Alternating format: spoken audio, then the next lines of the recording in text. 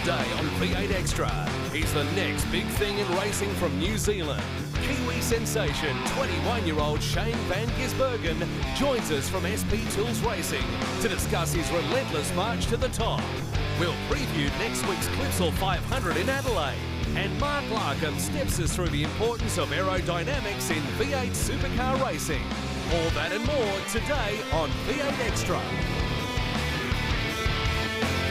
Hi everybody, welcome once again to V8 Extra. Great to have your company today. We're back in the V8 Extra workshop after a weekend away last weekend on the Gold Coast at Paul Morris Motorsport. Fantastic to be here, and I'm joined once again by my co-host Mark Larkham. Nice to have your company. Nicest introductions now. Thank you very much. Sometimes I play with a straight bat. Larko, I need to remind you that we're on the eve of the Clipsal 500, which is next weekend. It's a huge event. We love it. Let's think about 2010. Great weekend for Garth Tander at the Toll Holden Racing Team. Tough weekend for Jamie Whincup. There was the whole rear bumper and damaged rear apron thing. And really, the question for me here is whether or not the young blokes are going to prevail, or does the old guard stay on top of the game? Well, as you know, I mean, Adelaide still is, for me, the toughest event of the year. So tough on machinery and people. So the old guard certainly will use that experience to look after their cars, tyres. But because it is so physically demanding, you've got to say the young guys are going to be in good shape. Well, one young guy who no doubt will be looking forward to this joins us in the studio now. He's got great form on the board at the present time. Welcome from SP Tools Racing, Shane van Gisbergen. Thanks for having me. Nice to have you here, mate. And a great start to the championship for you in the Middle East a few weeks back. Yep. Races 1 and 2. Qualifying was tough for you, but you pulled it out of the fire, and the net result is you're now third in the championship, which is your best start ever. Yeah, both races we started quite a fair way back, and that really hurt us. You know, we had to use tyres and pit early to jump everyone, and you know, we didn't have much to fight with at the end of the races, and we got caught up at race 2 in the first lap, sort of carry on there, where people were trying to win the championship on lap 1, race 2. When you consider your recovery from what happened down there at turn 3 in the second race, it's actually extraordinary that you're in the position that you're in. Yeah, I was quite disappointed with the second race. We've always had a strong race car, but you know, starting so far back there. But at one point the door was hanging open, so you know, we had to come and fix that, and couldn't believe we finished 8th. There was a fair bit going on, but it was good. Good job. Shane, just rewind a little bit to end of 2010 or towards there, the race at the Gold Coast with Jamie Whincup. I mean, that's all vivid in our minds. Yep. To me, that seemed very much a turning point for you. I mean, to be racing Jamie at that level, that standard, did you see it that way? Yeah, it was. It was, you know, I had a great car there, and you know, I was driving pretty well, and everyone in the team was working really good. In that race, you know, Johnny kept the car straight and clean and had a good run up the front, and I jumped in, and you know, James put it in the wall on his outlap, if you remember, and I passed him, and Jamie was ahead of me, and you know, I saw early on in the stints he was working his tyres quite hard, and I sort of looked after mine, and then at the end of the stint I really started coming at him. You mentioned qualifying before there, Neil. It's an interesting thing. To me now, the key to you moving forward is around qualifying. Yep, I agree. Clearly you have the speed to win races. That hasn't happened probably because of a result of the qualifying. Yep. So what's missing there? What do you need to do to improve that?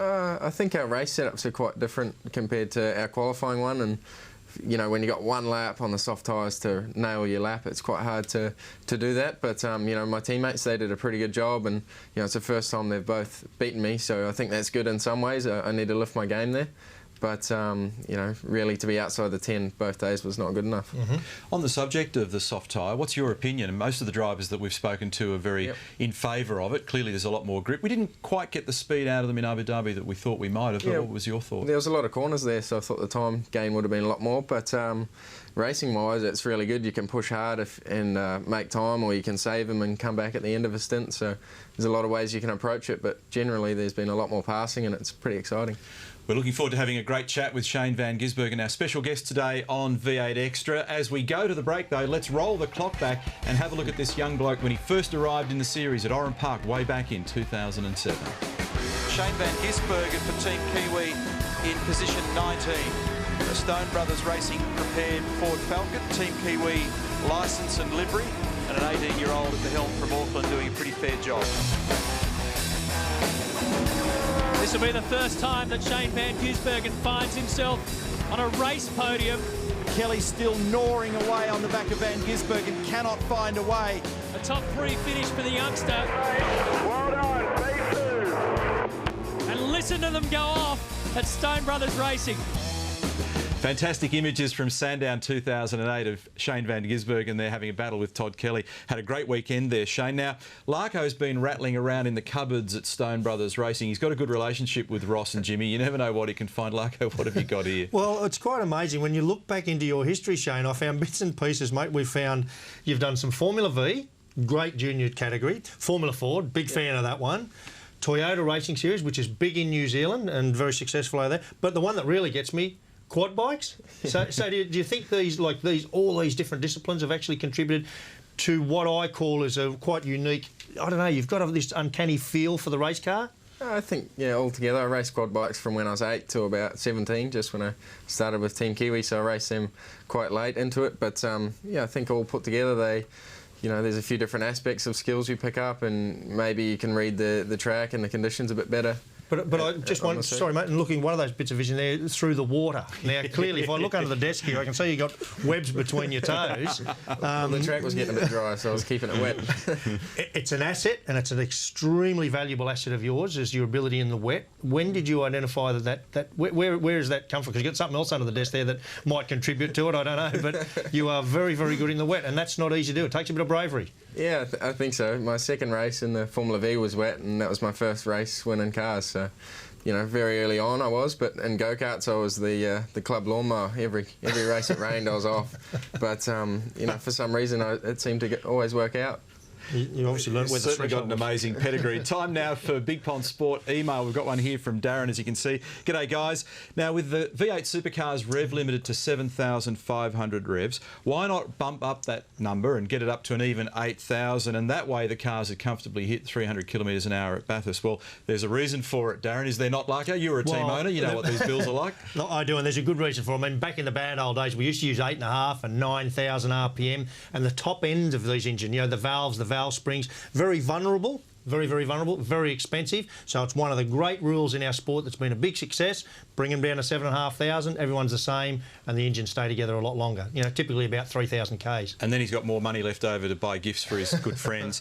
OK, time now to have a look at something else that's a bit interesting and important in the V8 supercar business, and that is the subject of aerodynamics. So I sent my friend here on the left out and about with a camera recently to find out more about the influence that aero has on a V8 supercar.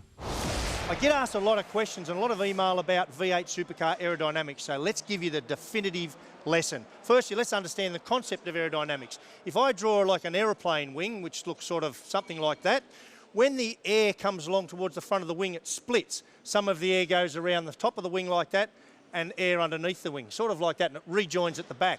What it means, the shape of this, is that the air over the top has to travel faster, because it's further, than the bottom here. So fast travelling air means low pressure. So what we get is lift, because the pressure there is lower than the pressure under the wing. Now, if we transpose that onto a road car, the air comes along the front here. Of course, some of the air goes along underneath the car, and air goes over the top of a car, right? Now, that fast travelling air over the top of the car, again, creates low pressure, which means lift. Now, on a typical road car, if you did 200 Ks an hour, and don't do that at home, ends up with about 20 to 30 kilograms of lift. Now that's hopeless for race cars. So what they do on a V8 supercar to get around this problem is they bolt on the aerodynamic components. Now let me just show you what they are and how they work. Firstly, they start at the front with what we call the splitter. So that goes, and the device that you see hanging out the front there is shaped something like that. So that firstly splits the air nicely as it comes along. Some goes under the car, some goes over. But the trick is, in here they have a thing called a diffuser.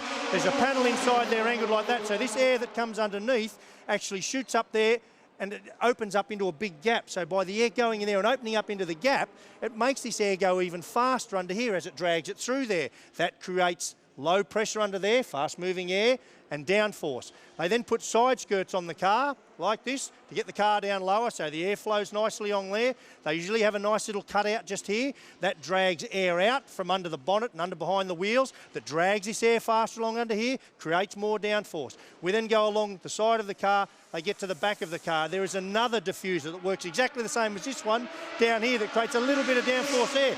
But most of all, there's a wing that's an upside-down airplane wing that sits there. So this air that comes over has to go around underneath the wing versus the air over the top. This air, because it's further, has to travel faster. That creates downforce. Now let's go and have a look how all that applies in the real world. So here we are in the Stone Brothers Racing Garage with Shane Van Gisbergen's SP Air Tools Falcon. Okay, so here's the front air dam. Now I just want to show you, if we tip that back, now here's what I'm talking about. Can you see there the way this scallops back, right? So that's the diffuser. So the air comes under and diffuses into there, which drags the air faster under here and creates that low pressure. So if we have a look at the race car itself, out the front here, here's our splitter, splits the air, so that diffuser is in under there like we spoke about. Then the airflow, these side skirts along the side of the car we spoke about, there's nice little cutouts here to again drag that air out under here, which assists that front air dam up there. We come down to the back of the car, underneath here, the rear diffuser. If you look underneath, get right in underneath the car here, you can see this angled diffuser. So the air comes along, they've got underneath the car here very tidy for airflow, comes under here, diffuses, which drags the air fast underneath, which helps right up the front of the car. And at the back and finally, of course, here's this rear wing, and you can see it's an upside down aeroplane wing, so again the air travels fast around here, which creates the low pressure and the downforce. Now overall on this race car you're talking around about 20 kilos of downforce at the front and about 180 at the rear at 200 kilometres an hour. And that's very much the reason, coupled to slick tyres and that big fat engine, that they can drive these things around a circuit so much faster than your road car. Is Shane Van Gisbergen doing what Russell Ingall did, running out of road, running wide, and seriously close to rolling that car.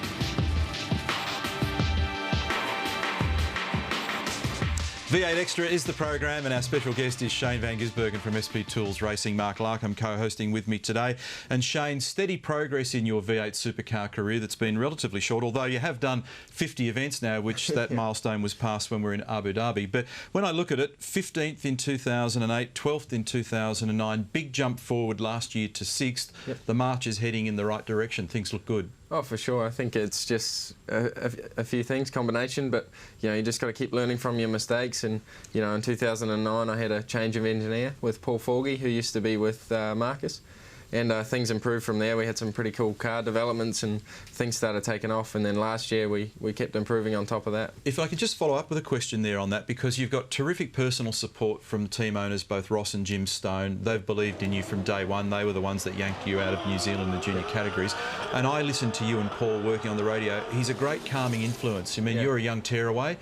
He's just there making sure that he plays you in at the right level. Has he been as valuable for you inside the helmet as it sounds to us outside? Yeah, for sure. He's great, you know, knowing when to G you up in the car and push on, and then times where he needs to calm you down, pull you back a couple of steps and have a think about things before carrying on. Not only that, he's a Kiwi and he's got as broad an accent as you have, and they can understand each other, because I can't understand it. He talks normally. He talks normally. Got to ask you, mate, your contract with Stone Brothers, current one, goes through to the end of 2012. It doesn't seem this long that you've been around, but in 4th season, can you win this year, and where do you reckon you're going to end up end of year championship-wise? It's a big ask. You know, I've set some goals for myself, but I definitely want to improve and take the next step up and win a race and be a contender, so to speak. You know, we had a good first round, and there's no reason why we can't keep building on that and achieve our goals. You know, it's definitely not going to be easy, but hopefully things will happen. So let me ask you another one then. If we looked at some of that earlier vision of your open wheeler career, and generally young blokes, because remembering you're still only 21, pursue that open wheeler career with vigour. I mean, we all did it. Every young guy tries it now. I know Ross Stone is not big on having guys in his cars that also want to pursue an open wheeler career. So you've obviously had that one out with him? Yeah, for sure. You know, I always, growing up, it was V8s. It was on TV every weekend, and you know, watching Murphy and stuff race and Neil. Yeah, and Neil. I saw you a couple of times. Yeah, and, you were about 3 at the time. But you know, with the Gill Traps, there was opportunities to do the A1 GP. You know, they put me through the Toyota Racing Series, but you know, the racing in the open wheelers I didn't enjoy so much, and I was always going to be a lot bigger and probably wouldn't. You know, it would hurt me down the track in the open wheels, but you know, in the V8s is where I am, and I'm definitely enjoying it. So you're for the long haul? Oh, for sure. Good man. It's an interesting departure, though, isn't it? Because when you speak with a lot of young Australians, young Kiwis, generally people from this side of the world with a helmet, they want to pursue the international dream and race IndyCar in the US or something big like Formula One, for example, through Europe. And I know, for example, Colin Giltrap was one of the people that helped you in the Toyota Racing Series, and he's helped a lot of young guys over in New Zealand to find international stardom. And so I'm surprised in some respects to hear you say, I'm refreshed that V8 is important to you, and you know, it's a great thing to be able to carry that forward try and win this very tough championship. But it's unusual to hear people say that. Yeah, for sure. But, you know, for example, you watch a Formula 1 race and you don't see many passing, and it's all about the pit stops and the strategies. But the V8s, you know, there's carnage everywhere and passing, and it's real racing. It's stuff that I enjoy. Well, that's fantastic. Well, as we know, the countdown is on to the Clipsal 500, so therefore there's a ton of news surrounding the V8 supercar business, and making his very first appearance on V8 Extra for 2011 is our very own Matthew White. Matthew, nice to have you back on the job this week. It is nice to be back, Cromley, and you're right, there's a lot happening in the lead up to Clipsal.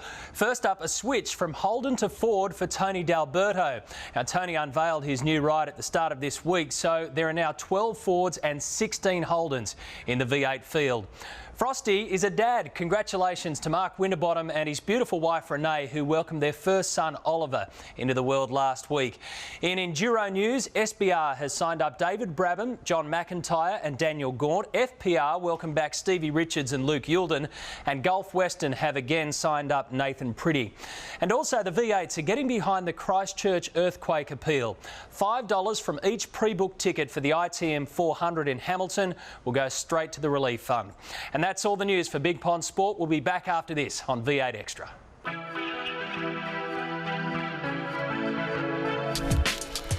Please put your hands together for our top 3 place getters. Shane Van Gisbergen for SP Tools Racing.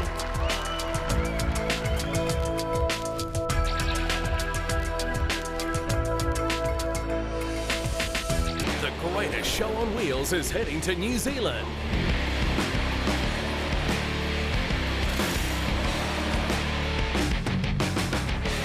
The V8 supercars tackle the ITM 400 on the streets of Hamilton.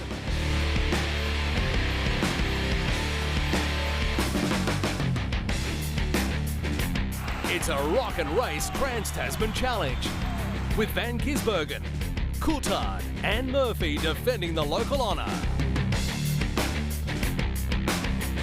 The ITM 400 Hamilton, April 15 to 17. Yes, we jump across the Tasman mid-April for the ITM 400 on the streets of Hamilton, and our special guest on the program today is going to be one of the big ticket items there, Shane Van Gisbergen. Speaking of tickets, we have free tickets available for the event as I throw up the information on screen, and we've got 5 double passes, and if you can fire us an email to that email address with, in 25 words or less, all the reasons why you would like to get those tickets to go to the ITM 400 in Hamilton, then we may well oblige. Larko's the judge, so you're going to have to grease his palm in order to be able to score those tickets. Our next big event, well, that's coming up next weekend, the Clipsal 500 on the streets of Adelaide, March 18, 19 and 20, with full coverage on Channel 7 on Saturday and Sunday. Check your local guides, and of course, for further details about the event, check out the V8 Supercar website. So on that point, Neil and Shane, Clipsal coming up, position 4 Sunday last year, but I note, going back through your results, you often finish well on Sunday. And what's the trick there? Why is that? It seems on the Sunday at Clipsal, everyone sort of, they settle in on Saturday and get a result, and then on Sunday they all hang it out and make mistakes, and everyone's probably tired from the Saturday, I suppose. But you know, traditionally there I've gone well on Sunday. I don't know why, but there always I try and start smooth at the start of the races and be strong at the end there. But you definitely want a good car there. If you don't, it's going to be a long day and you'll be pretty tired at the end of it. Yeah, it's a big part of the game, having the right car, and Stone Brothers, I notice, continue to give that to you. But let's just look forward for a moment. We just said your deal goes to the end of 2012. Now, when you renewed this deal, there's a bit of conjecture about you jumping here, then everywhere. To me, you seem a very good fit in that team. Yep. Do you see that's where the long term's going to be for you? Oh, for sure. I love it there and get along with everyone. And Jimmy and Ross, you know, the faith they put in me, it's awesome. And, you know, I feel at home there now, and you know, there was no way we were going to change. We were pretty happy where we were. Yep. You look a lot more comfortable and relaxed in your skin and in that organisation now than you did, say, 12 or even 18 months ago. One question I want to ask before we shoot away is the physical aspects of the Clipsal 500 next weekend. Yep. It is a monster event, as Larko knows. It's the one that you really feel pain in a V8 supercar. How's it for you? How's your training? And if we get a hot weekend, which is often the case down there next weekend, what's it going to be like? Oh, it's going to be pretty tough. You know, we've been training hard with Bluey, our trainer, all 3 of us, Stone Brothers drivers, but at least now we get a a race leading up to it, you know, in 08. Sorry, mate, Bluey. Is that like a cattle dog or something? Is it? No, it's our trainer.